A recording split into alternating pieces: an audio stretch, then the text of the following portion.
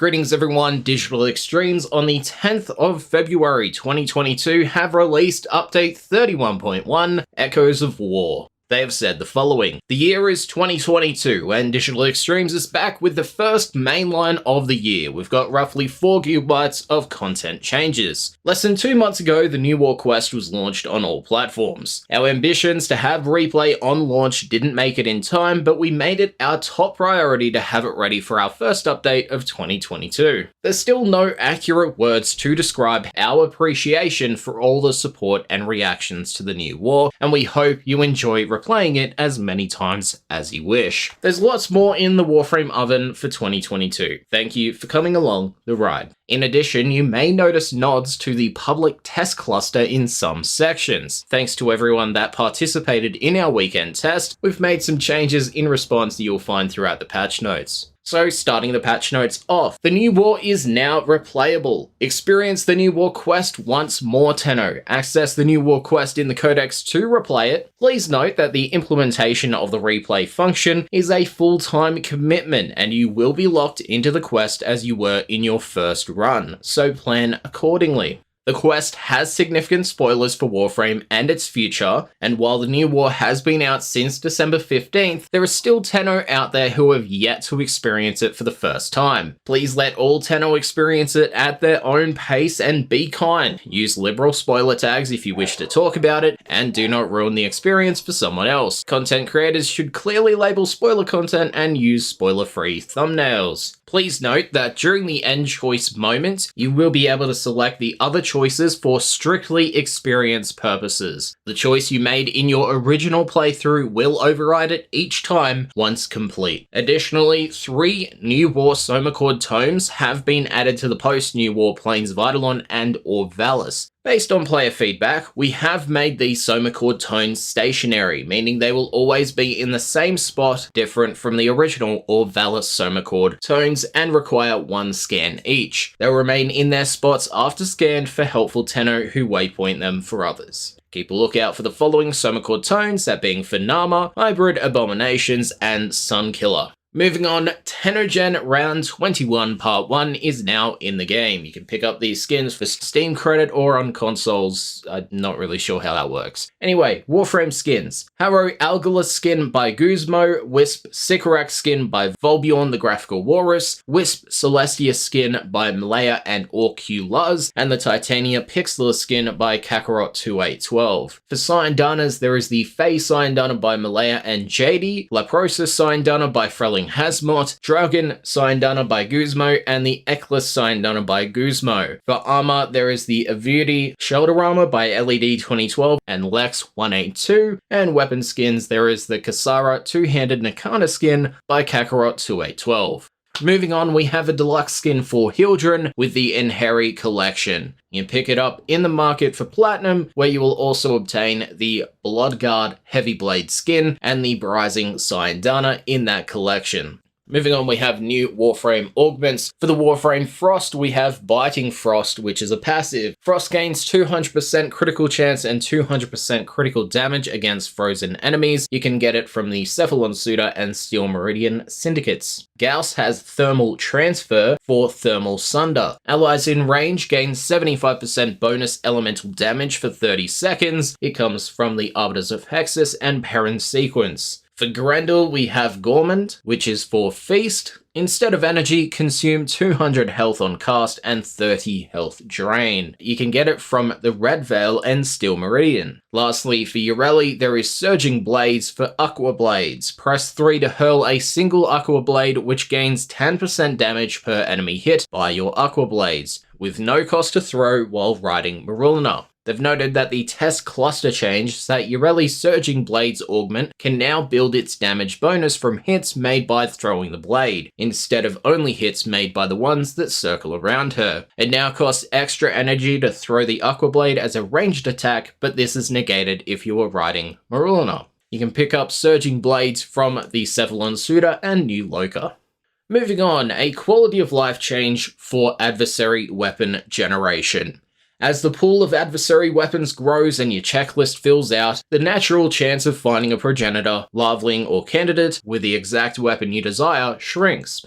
This adversary weapon generation quality of life change is meant to reduce randomness over time of what weapon a progenitor can spawn with. As for how it works, by skipping a progenitor, choosing not to mercy them, the spawned weapon is then put into a reject pile for that round of adversary generation, meaning it will not appear again and ultimately reducing the weapon pool each time you reject. The list of rejected weapons is cleared once you accept an adversary, and the process would start again from a clean state for both Sister and Kuvelich the next time you go looking for an adversary. The list clearing applies to both Sister and Kuvelich, meaning once the chosen adversary is converted or vanquished, the list clears for both factions. The test cluster change for this one is that the Kuvelich and the Sister of Parvos weapon reject list will now reset if you reject every possible weapon. Moving on, seasonal events. Stardays and Tennoborn. It is live right now until February 23rd, 2022 at 2 PM Eastern Time. Go to Ticker, use your debt bonds, and you can purchase some items. There are 3 new seasonal glyphs, that being Starday's Ordis, Ureli, and Grenier glyph. You can also find a home in your orbiter for the ultra special Ticker floof, which can now be interacted with when placed to hear Ticker speak some words of wisdom. If you already own the Ticker floof from last year, the interactive component has been retroactively added to them. You can also get the Valentine color palette for 1 credit in the market and the Donwin Glyph Bundle 1 and 2 in the market for Platinum. A few Tennoborn items are also available with Ticker's Stardays offerings, that being the Solstice Aceltra skin, Solstice Skiajati skin, Solstice Kuva cloak, and the Frostfall Ephemeral. Moving on, for Dojo creators, Dojo additions. Dojo architects, are you ready? We have a handful of new Dojo decorations and some new rooms as well. We cannot wait to see the continuing amazing creations. The new rooms are the Earth Forest Chamber and the Uranus Chamber. As for the decorations, 100 Grenier Forest and ocean-themed decorations have been added, with water pumps, turbine blades, cloning machinery, and more. As for the general additions, with update 31.1, the legendary rank 2 test is now available for eligible Tenno. They've added the ability to individually color customize each of your operator's eyes for the full heterochromia effect. They've also added 20 new operator skin color options, with a future update bringing improved operator skin textures to match its new war variant. They've added a new Grendel ability tip, that being that feasts damage over time on vomited enemies, damage on regurgitated enemies, and nourishes self-heal on cast, all scale based on the level of enemies Grendel devours. They've added a tooltip to the Voxelaris quest to indicate that you can use your secondary weapon on the K-Drive, and new Thumper variants have been added to the post-New War Plains of Eidolon. By selecting the Nama bounty, you'll find these Thumpers ambiently patrolling the plains. The drop table matches that of its counterpart. For UI changes, we do have hold on to your seats. We've converted all your Arsenal screen rectangle icons to square. This applies to places like the Arsenal, Operator, and Codex, which previously used rectangular icons. To provide some dev insight, at the moment we have literally thousands of duplicated icons. Each item had to support both displaying as a rectangle and as a square, but now that everything has been converted to squares, all the rectangle icons are soon to be deleted, which will reduce the game file size once we hit the big delete button. Stay tuned on that, but in the meantime, if you see anything funky with icons, aka squish, stretch, cropped, etc., please let DE know. The options menu has also been reworked to bring some new and reorganize the old. This is the beginning of our broader options menu rework efforts that will continue in a near future update. Stay tuned. Accessibility options now have their own tab, where you can also find video and interface accessibility options in there as well. Gameplay has been renamed to System, and chat has been renamed to Social. They've moved all networking related options to System under a network header, moved all the friend gift party request options to Social under the privacy header, moved all chat channel options to Social under the chat header, and moved all chat appearance options to Social under a chat appearance header. Display has been renamed to Video, with 3 new headers being added: Display, Graphics, and Advanced. Respective options have been moved within the headers. We've added 3 new headers to the audio tab: sound, sound mixer, and voice. Respective options have been moved within the headers. And lastly, they've added 1 new header to the interface tab, user interface, alongside the HUD. Respective options have been moved within the header, and they've also moved item labels into customize UI theme screen. We have an Orvalis conservation change. In addition to the already existing conservation method of trail and trank, all species of animal on the Orvalis can now be found ambiently in the wild. Bolarola, Sorgor, Kubradon, Horisk, Stover, Pobber, and Vermink.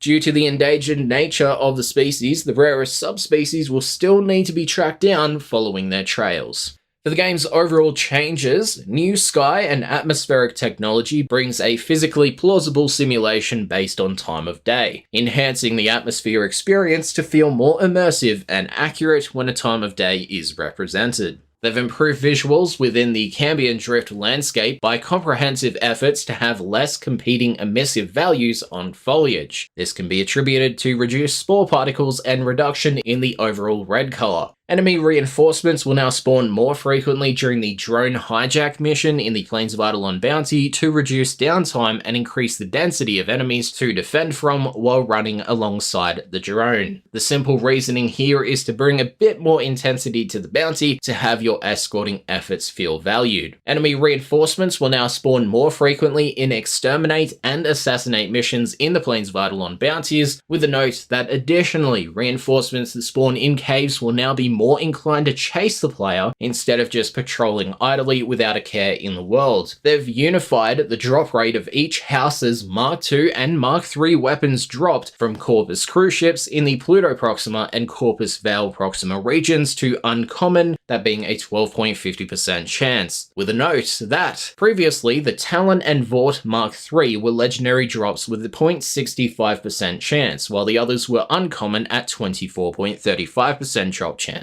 Vought and Talon Mark II were rare with a 5.64% chance, while the others were uncommon with 19.36%. Instead of having certain weapons in the same tier level weighing more than others in terms of rarity, there is now a far more equal drop chance across each weapon. Railjack crew Kuvaliches and Sisters of Parvos can now revive players and the crew. Lavos' Vile Rush has been slightly changed in the name of performance. When casting, Vile Rush zones from previous Vile Rushes are removed but deal a one-time damage proportional to their remaining duration. You can now replace an existing arrival gate with another arrival gate located elsewhere in your dojo should you choose to. Previously, you had to destroy the original arrival gate in order to place a new one. They have amped up the Necromech summon effects and added summon animations, improved bow animation movement to better match sprint turn speed. They made some lighting updates to the Grineer C-Lab tile set, updated the Orbiter Arsenal floor to make collision more accurate, improve the frequency of rare tiles that almost never appear in some Grineer Shipyard tileset mission types. They have softened the look of hair and fur while using the enhanced graphics engine option, with temporal anti-aliasing remaining unchanged. They've adjusted the Ogress and Kuva Ogress Nightwatch Napalm effects to be cleaner and use energy color consistently. They've added the Tsar Alt Fire effects, improved colors in the waterfall effects in the Grineer Forest tile set, changed Oberon's passive description from buff to link since allied companion stats are calculated based on Oberon's. They've made improvements and fixes to out of bounds and AI pathing in the Grineer Shipyard tile set, increased the variety and randomization of the Cambion Drift underground tunnels to give the space a more lively feel. The Amalgam Furex body count mod now applies a blast proc and stagger on melee kills, with the note that the original mod description stated that melee kills knock down enemies within 15 meters, but that functionality has been missing in Mission since blast status was changed in update 27.2 to no longer knock down enemies. In addition to the blast status, we've also added the stagger to restore its original function pre-status overhaul. We've also updated the description to be more accurate of the mod's function. They've added locations for gems, ores, and their derived types to their descriptions. Enemies will no longer throw grenades at adjacent walls when trying to hit an out-of-sight target. They've toned down the brightness of Revenant's Mesmer skin effects, with a note that it will also be hidden while in Arcwing. They've removed the Parazon finisher prompt on flying enemies, since they have to be grounded to become eligible for said finisher. They have added animations when performing Parazon finishes on crawlers. They've converted the following weapons when used by enemies to PBR: the Glaxian, Jack Katag, Volcar, and Supra. They've improved how Pobbers and Kawakas handle sloped terrain. The Gas City door scanners are now more lenient and their trigger has been narrowed. And lastly, using the arsenal will now mute background dialogue from NPCs and pets. Next up, Reflection Probe changes. We rebuilt reflections across the entire game when the enhanced graphic engine is enabled to use modern, high-quality texture format, which improves the quality and punch of gold, bronze, chrome, and other metallics. This change reduces the noise, makes them more vibrant, and ultimately more balanced overall. There is a lot to visually enjoy during your replay or first playthrough of the new war.